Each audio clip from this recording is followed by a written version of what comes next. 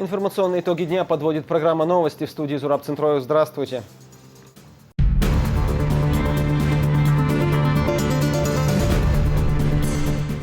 От крепости до крупного города. Крепость Грозная располагалась в этой излучине реки Сунжи. Грозный начал подготовку к 200-летнему юбилею.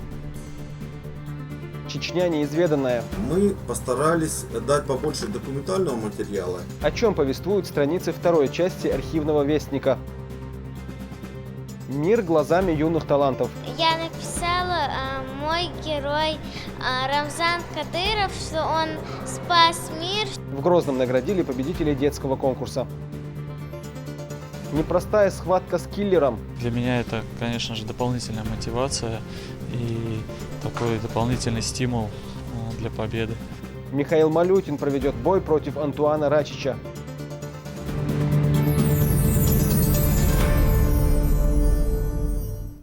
Город-сказка, город-мечта. Каждый по-своему характеризует чеченскую столицу. В 2018 году она отметит свой большой юбилей. 200-летие Грозного будут праздновать на государственном уровне. Указ об этом подписан президентом страны. Жизнь города началась с крепости, построенной на берегу Сунжи в 1818 году. История с первых дней основания в репортаже Зуры Саламовой.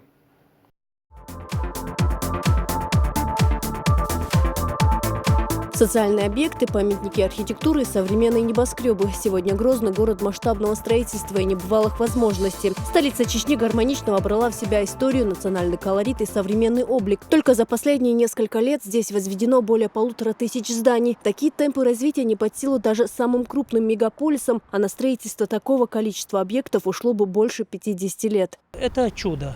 Такое, может быть, никто и не верит. Но на самом деле вы видите, какой наш город, какой он красивый. И благодаря Всевышнему, благодаря нашему Рамзану Ахматовичу сделан вот этот результат. Город мечта или столица будущего – так называют сегодня Грозный. С каждым годом он обретает все большую популярность. Почетный диплом от ООН в номинации «Постконфликтное восстановление», диплом как лучший город СНГ. О трагических страницах из истории города теперь напоминают лишь фотографии.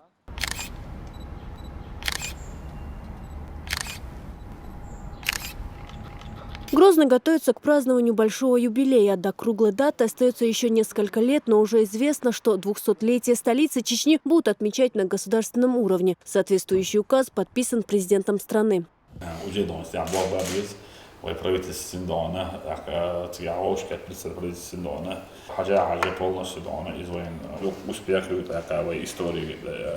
Грозного, истории республики, босу мероприятия, яка мероприятия, что у нас, я буку, масштабе, яка мероприятия, и люди, яка истяж, уже кричмеш бабиз, истядон, оху полностью, дина бусада, хидиш, на осылду, да, беркативел, Современный Грозный воздвигнут на том месте, где в XIX веке была построена военно-оборонительная крепость рядом со сквером имени Чехова, в 2 шагах от нынешнего нефтяного университета.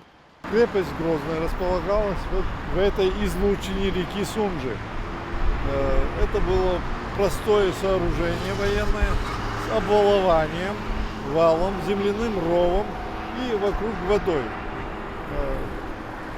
Здесь за крепостью жили солдаты срочные службы, а основная военная часть была вот в этой территории. Он знает о Грозном больше, чем кто-либо другой. Может рассказать историю каждого здания и улицы. Джалал Кадиев – главный архитектор города со времен Советского Союза. Тот облик столицы Чечни мы видели его глазами. Вот мы сейчас за этим домом будем видеть здание, бывшее казарма.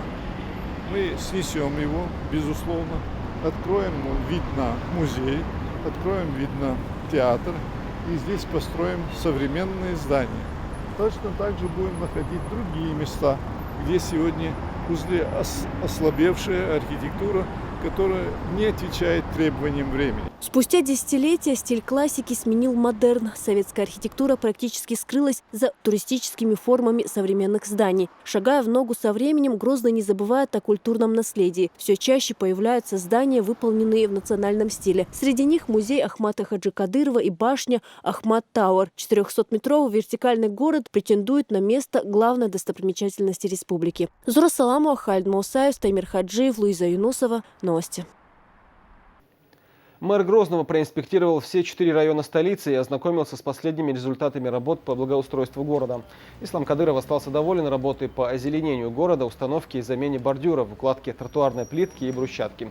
Также быстрыми темпами выравниваются гравийные дороги. Мэр столицы дал дополнительное поручение префектам, призвав их усилить работу по всем направлениям. Он отметил, что благоустройство улиц должно быть завершено в ближайшие дни. Противостояние радикализму, употребление психотропных веществ, заключение ранних браков. Эти темы обсуждали на совещании первого сектора в Гудермесе. Персональную ответственность за все, что происходит в селе, должны нести главы муниципалитетов, имамы и участковые, отметили здесь. Напомню, для борьбы с проявлениями терроризма и экстремизма республика разделена на 3 сектора, которые закреплены за руководителями силовых структур. По поручению главы Чечни они регулярно проводят совещания. Руководитель первого сектора Аслан Ирасханов отметил, что необходимо тесно взаимодействовать с жителями села и делать все, чтобы завоевывать доверие молодежи. Участковый,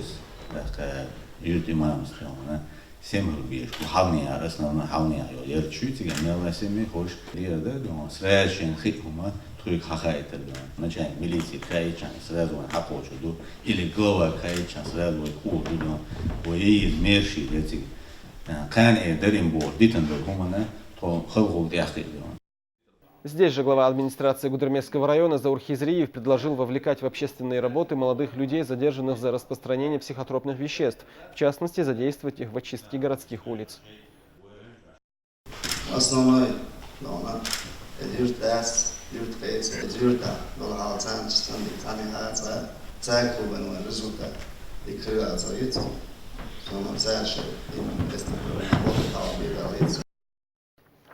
Все события с 18 по 20 век в одном труде. В Грозном презентовали вторую часть архивного вестника. Историки, ученые и краеведы собрали в нем исторические события и факты, подтверждающие участие чеченцев в войнах мирового значения. Одно из первых архивный вестник изучила Луиза Хатоева. В хранилище архивного управления доказательств о тех или иных исторических событиях немало. Именно собранная информация со всех архивных управлений городов России стала основой для создания архивного вестника Чеченской Республики. Историки, ученые и краеведы в этом небольшом кабинете собрались немногие из тех, кто трудился над созданием второй части архивного вестника. В его основу легли все исторические события и факты, подтверждающие участие чеченцев как в Великой Отечественной, так и мировых войнах. Нашлись и данные о забытых и ранее неизвестных героях чеченской истории. Возле музея находится памятник отцу Чермоеву в виде чурт, в виде, значит, дерева с обрубленными ветвями и корнями. До сих пор, если вы будете мимо проходить, увидите его. Об этом Чермоеве знали. А то, что был Владимир Чермоев, генерал, что он воевал, командовал бригадой, командовал дивизией, был награжден в операциях против немцев 2 очень высокими наградами. Вот этот герой, значит, он во время гражданской войны в белое движение не ушел, остался в Ленинграде, Санкт-Петербурге. В вестнике изложены события 18-20 веков. В нем описаны не только исторические факты, но и сами чеченцы тех лет. На многочисленных фотографиях можно увидеть, какими были наши предки. Раритетные документы были найдены в частных коллекциях, семейных архивах и на российских антикварных аукционах. Был посвящен началу восстановления архивной службы и первым материалам, которые охватывают практически все периоды истории республики. Во втором номере мы постарались дать побольше документального материала и лиц из чеченцев, которые сыграли значительную роль, но по тем или иным причинам не были освещены раньше, в прессе и в научной литературе. В этом году тираж архивного вестника составил 500 экземпляров. Однако это не последнее издание, авторы планируют продолжить работу. Но для этого им необходима помощь жителей республики, которые смогут сообщить об интересных исторических фактах, оставшихся неизвестными широким массам. Луиза Хатоева, Халид Маусаев. Новости. Еще один исторический факт прошлого столетия. В Знаменском поисковой группой обнаружены останки солдат Великой Отечественной войны и боеприпасы. Склад насчитывает около 100 артиллерийских снарядов. Они предназначались для уничтожения вражеской армии. Останки 4 бойцов скоро перезахоронят. Но прежде саперы должны исследовать территорию, так как боеприпасы могут детонировать.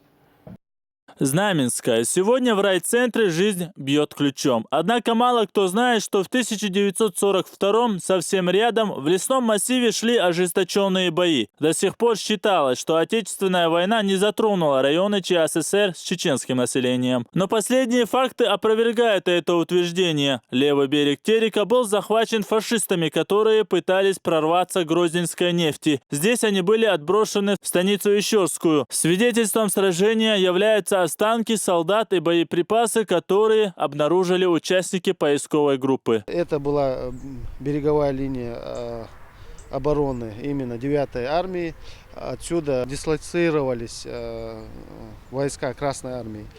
И по найденным снарядам видно, что Красная армия готовилась именно к отражению немецко-фашистских войск. Наша цель была показать, что на территории, нынешней территории Чеченской Республики были ожесточенные бои против немецко-фашистских войск. Несколько окопов, ящики для переноса мин и 2 склада боеприпасов, в каждом из которых находится около 100 артиллерийских снарядов 25-го калибра. Этой находке более 70 лет. Все это предназначалось для уничтожения бронетехники противника. Приближаться к ним опасно, пока район не исследуют саперы. Они оценят опасность их перевозки и будут потом принято решение. Транспортировать или уничтожить на месте. Если они не опасны, это специальные места, где у нас хранятся изъятые боеприпасы, взрывчатые вещества. Вот туда они будут изъяты и перенесены. А в противном случае, если будет опасность транспортировки, будут уничтожены на месте. Найденные здесь останки 4 солдат планируется скоро перезахоронить. За 2 года поисковых работ это не первая находка. Ранее в соседнем Наурском районе уже были найдены останки около 140 солдат и их амуниция. Тогда красноармейцев торжественно перезахоронили. В церемонии приняли участие представители республиканских властей. Поисковые группы намерены продолжить работу и в других районах Чечни. Ахмед Джабраилов, Луиза Хатуева. Новости. 4 апреля жители Земли увидят самое короткое за 100 лет лунное затмение. А к 2030 году Россия планирует сократить выбросы парниковых газов в атмосферу. Подробнее об этом в рубрике «Часовой» расскажет Зара Айдамирова.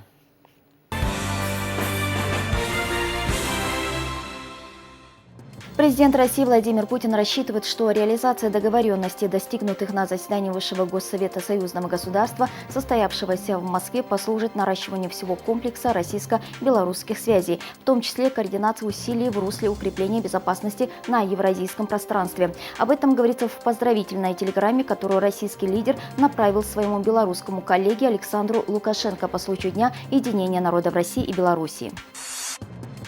Россия планирует к 2030 году сократить выбросы парниковых газов в атмосферу на 25-30% по сравнению с уровнем 25-летней давности. Об этом говорится в национальном плане действий Российской Федерации в области борьбы с глобальным изменением климата. Эти данные опубликованы на сайте секретариата Рамочной конвенции ООН по изменению климата. Как сообщается, Россия стала 35-й страной-участницей конвенции.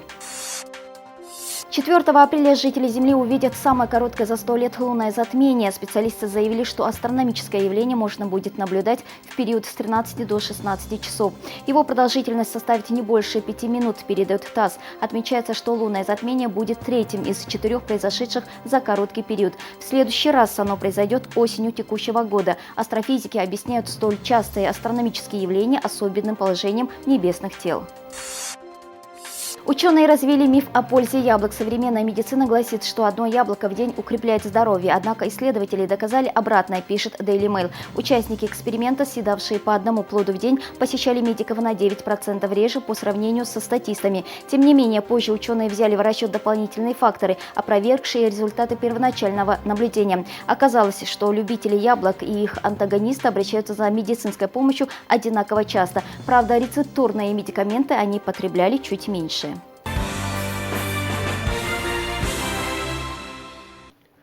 В Доме радио прошло первое заседание Общественно-консультативного совета по межнациональным отношениям при главе Чеченской Республики. В нем приняли участие все представители нацменьшинств региона. Подобные заседания будут проводиться раз в квартал с тем, чтобы исполнительная власть могла лучше ознакомиться с проблемами всех народов, проживающих в республике. Что будет делать этот совет? То есть есть множество вопросов, которые необходимо рассматривать на более серьезном, высшем уровне. Не всегда малые народы имеют возможность поднять такой вопрос и как-то юридически его оформить или зарегистрировать. Поэтому совет будет заниматься именно такими задачами. Настоящий кладезь мудрых советов, так можно сказать о героине нашего следующего сюжета. Майсарт Башировой 90 лет. На своем веку она повидала многое. И войны пережила, и личные невзгоды. Отсюда и богатый жизненный опыт. Бабушкины советы выслушала Алевтина Банадыкова.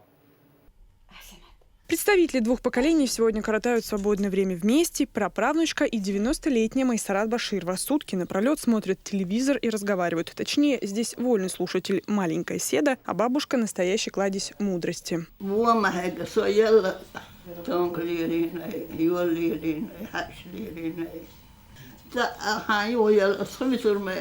С кровати долгожительница сегодня и не встает, помнит выселение, но вот о начале Великой Отечественной Майсарат рассказать не может. Вместе с родителями в 40-х она жила в Нажаюрте, работала в колхозе и никогда не ленилась. Рассказ ее скуп на детали и интересные подробности, однако это не вредность, а возраст сказывается. Годы не те, шутит долгожительница.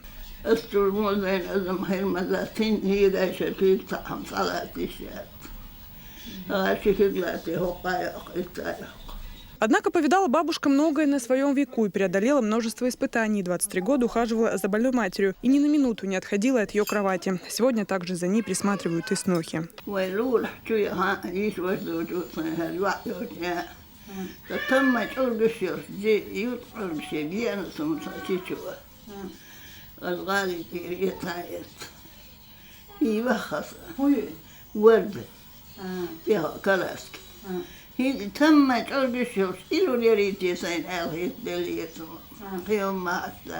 Майсарат Баширова сегодня ждет, не дождется, пока ее праправнучка начнет разговаривать. Ей она хочет рассказать все то, что пока не забыла. С каждым днем память все больше подводит долгожительницу, однако оптимизма она не теряет. Знает, впереди еще вся жизнь. Алевтина Банадыкова, Султан Умаров и Луиза Юнусова. Новости. Стало известно имя лучшего юного журналиста СКФО. В Государственном театрально-концертном зале Грозного состоялась торжественная церемония награждения победителей Северокавказского конкурса «Детское перо» среди школьников, посвященного памяти первого президента Чеченской Республики, Героя России Ахмата Хаджи Кадырова. Жюри отобрало лучшие школьные журналистские работы в 5 номинациях. Юных коллег поздравила Динара Мурадова.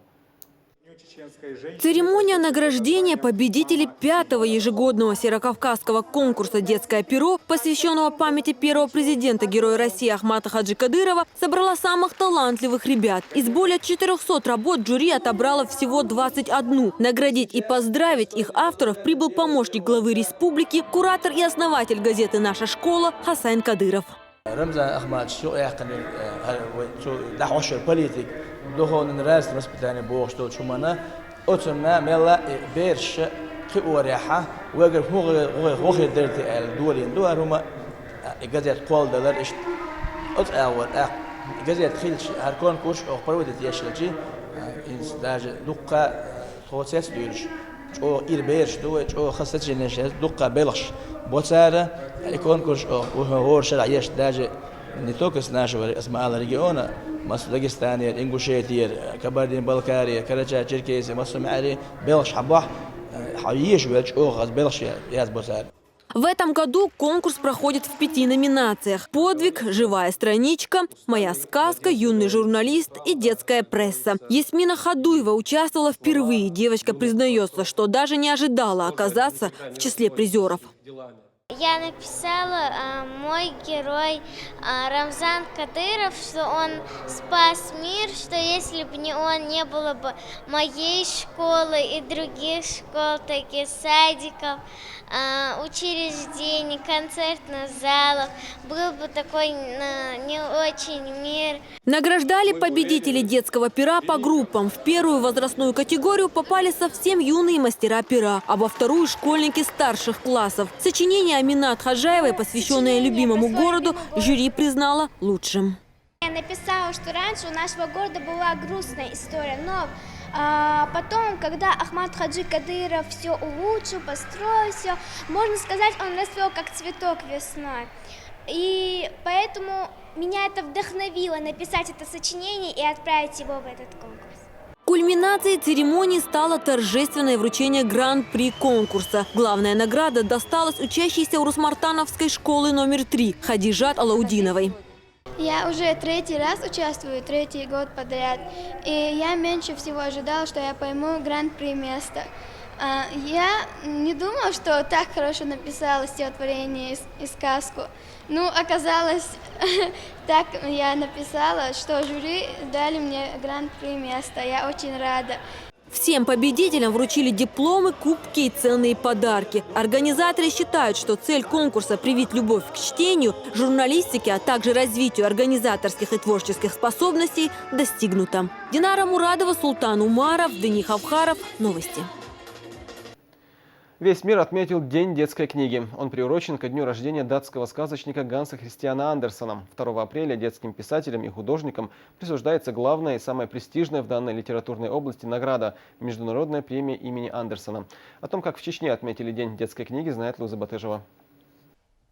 В детской библиотеке Элина Зармаева – постоянный читатель. Среди любимых авторов девочки Корней Чуковский, Самуил Маршак, Агния Барто. Некоторые произведения она с удовольствием зачитывает вслух. Кто не знает дядю Степу? Дядя Степа всем знаком. Знают все, что дядя Степа был когда-то моряком. В Национальной библиотеке сегодня отмечают Международный день детской книги. В театральной постановке по этому случаю Элине отвели главную роль. Красная шапочка сегодня спешит не к бабушке, а к ребятам, чтобы рассказать об истории праздника, который отмечают с 1967 года, в день рождения великого сказочника издания Ганса Христиана Андерсена. Сейчас приходится искать новые методы. Это игровые, такие состязательные методы, чтобы заинтересовать детей, чтобы привлечь их внимание. Я хочу донести детям, что это настоящие друзья книг, которые дают вам пищу и для души, и для мозга. В Международный день детской книги библиотекари всячески стараются привить детям любовь к чтению. Ежедневно здесь собирается немало ребят, которые пополняют свой багаж знаний из книжного фонда. В него входит 17 тысяч книг, из них 3 тысячи сочинения чеченских писателей. Детям надо написать лучше, чем для взрослых. Почему? Потому что надо учитывать психологию, что нравится детям, что не нравится, общаться с ними. Но я одно отмечу, я пишу во многих жанрах, и в поэзии, и в прозе, и драматургии, и для взрослых в основном, и романы, и повести. Но когда я пишу для детей специально, я, может, читать отдыхаю. Мне это бывает очень приятно. Приобщиться к чтению в библиотеке могут и дети-инвалиды. Для малышей с проблемами слуха есть аудиокниги. Развивающие книги-пазлы заинтересуют ребят с заболеваниями нервной системы. А эти сказки смогут читать слабовидящие дети по методу Брайля. В коррекционном зале также имеется современное оборудование. Вот ежик с мишурой на иголках. Он так похож на праздничную елку. В этом году здесь откроют электронный читальный зал. Он поможет мгновенно найти необходимую литературу в оригинале и цифровом виде. Благодаря современному оснащению, богатому книжному фонду и слаженной работе Республиканская детская библиотека вошла в список 100 лучших книгохранилищ России. Луиза Батыжева, Мурад Эльбукаев. Новости. Арт-терапия или просто хобби. Детская студия художественной керамики проводит первую персональную выставку. Работу юных художников можно увидеть в Государственной галерее имени Ахмата Хаджи Кадырова до конца недели. Дети представили свои поделки из глины. Творчество мастеров оценила Дагмара Касаева. Желтый лебедь, розовый пони и белая ваза. Так выглядит работа первоклашки Эльмиры Митаевой. Одна из самых юных учениц детской студии художественной керамики скромно рассказывает о том, как она творила произведения искусства. Вот так раскатывать их, ложить, вот так раскладывать. Национальную тематику выставки разбавляют фантазийные поделки некоторых участников. Среди старинных предметов быта чеченцев находятся оранжевые динозаврики и зеленые рогатые зайчики. На создание новых видов зверей у Медины Джамалулейлы ушло несколько дней. Я беру глину, придумываю, что мне делать. Когда я уже придумала, я леплю игрушки, потом сушу и потом крашу. Работа юных гончаров выполнены в технике терракоты. Это ручная лепка из глины с последующим обжигом. Занятия не только развивают творческие способности детей, но и укрепляют психологическое и эмоциональное состояние. Психологи называют это направление арт-терапией. Иногда мы говорим, что родители виноваты, что дети не имеют развитого художественного вкуса. Но это не всегда так, потому что иногда бывают большие проблемы, которые, в принципе, в центре внимания другие вопросы. Но педагог, начальная школа обучения детей не только грамоте, но и рисованию, пению, вокалу, хореографии. Она дает, как говорит Владимир Владимирович Путин, формированию индивидуальные личности, куда должна идти вся образовательная система. Это первая персональная работа детской студии художественной керамики. Здесь представлены поделки юных художников в возрасте от 7 до 10 лет. Посетители выставки смогут в течение недели восхищаться трудами маленьких художников в Государственной галерее имени Ахмата Хаджи Кадырова. Дагмара Касаева, Луиза Инусова. Новости.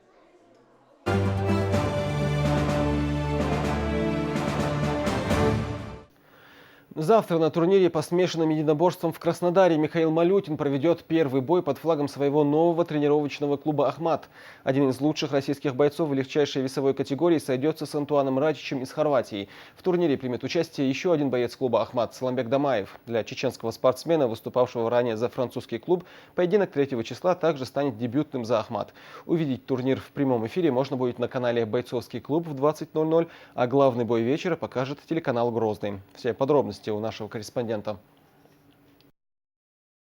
Новый клуб, новые перспективы и новые возможности. Так он объяснил свой переход в чеченскую команду. Михаил Малютин выступает в смешанных боях с 2002 года, но такого патриотизма и поддержки своих спортсменов, как в Чечне боец, говорит, еще не видел. С этим он успел познакомиться еще на ACB-10 4 октября.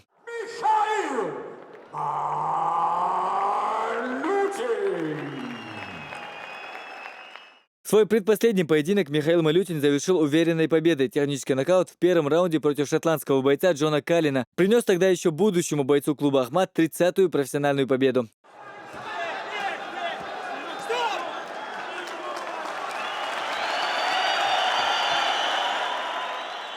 А уже после Грозной битвы, где Малютин принимал участие в качестве гостя турнира, стало известно, что следующий свой поединок он проведет за «Ахмат». Сам Михаил выразил желание остаться в клубе до окончания карьеры. Также он отметил хорошую спортивную базу команды и своих новых спарринг-партнеров. Конечно же, хотел бы выразить благодарность главе республики Рамзану Ахматовичу за его вклад в развитие спорта и смешанных единоборств, и спорта в целом. Это большая честь, и я знаю, что очень большое количество ребят подает заявки для того, чтобы участвовать за вот этот именитый клуб, за клуб имени Ахмата Хаджи Кадырова. И я думаю, что для нас это всех большая честь, в том числе и для меня. Одну из первых тренировок за новый клуб Михаил Малютин провел с самыми именитыми бойцами из мира ММА. Звезды UFC Фабрисио Вердум, Фрэнк Мир, Крис Вайдман составили компанию чемпиону Грозной битвы Абдулкериму Эдилову и еще одному новому бойцу Ахмат Бадрухари. На большой тренировке-семинаре был и глава Чечни Рамзан Кадыров. Дебютный бой за чеченский клуб у Михаила Малютина будет уже скоро. Спортсмен выступит 3 апреля в Краснодаре в рамках организации Тэч-Крэп. Соперник Малютина – один из лучших молодых бойцов Хорватии Антон Рачич, известный по прозвищу «Киллер». Он имеет на своем счету 17 побед, из них 13 болевыми приемами, что говорит о хорошей борцовской подготовке спортсмена. Михаил готовится к поединку со своими новыми товарищами из клуба «Ахмат». Что касается именно вот этого турнира, тут есть особенность небольшая. Я буду представлять на этом турнире свой новый клуб, клуб «Ахмат». И поэтому, для меня это, конечно же, дополнительная мотивация и такой дополнительный стимул для победы. По его словам, подготовка к этому турниру мало отличается от прежних, но настрой гораздо позитивнее. Отметил это и Саламбек Исмаилов. Михаил Малютин очень известный человек в индустрии ММА, находится в очень хорошем физическом и эмоциональном состоянии. Я думаю, что он справится с любым соперником. Клуб «Ахмат» набирает обороты, становится известным во всем мире. Это, конечно, целиком и полностью заслуга главы республики Героя России Рамзана Ахматовича Кадырова. Без его помощи и поддержки ничего этого, конечно, не случилось. Мы ни в коем случае не собираемся снижать планку. Помимо Малютина в турнире в Краснодаре примет участие еще один боец из клуба «Ахмат» Саламбек Дамаев, который в конце прошлого года встречался в октагоне с Михаилом. На этот раз Дамаев выйдет против Шамиля Алибекова из Новороссийска. Для чеченского бойца, выступавшего ранее за французский клуб, поединок 3 числа также станет дебютным за «Ахмат». За Францию лечусь, за Францию это Питере верю. Сигарет самое она совершит. Асас планировал шо. Что дегнуш я не как бош дег. Румду шаек хайнегу масуагу.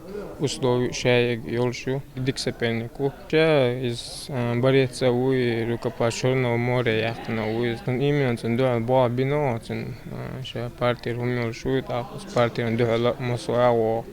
Подготовки. Теперь оба бойца Саламбек Дамаев и Михаил Малютин готовятся к своим поединкам в одном зале. Тренировку посетил и Абузейд Висмурадов. Он раздал всем бойцам футболки клуба «Ахмат» и дал наставления спортсменам. Главная задача «Ахмат» сегодня – это поднять статус молодой команды с помощью опытных новичков. И на этом этапе большие надежды возлагаются одинаково как на юных спортсменов, так и на возрастных бойцов. Руководство клуба отмечает, важно проводить и участвовать в турнирах как можно больше. Хамзат Аюбов, Аслан Альбукаев, Стамир Хаджиев, Луиза Юнусова. Новости. В Грозном состоялись финальные поединки внутриведомственного чемпионата страны по рукопашному бою. Участие в нем принимали сотрудники службы исполнения наказаний России. Всего около 300 бойцов. Имена лучших узнал Сайхан Цинцаев.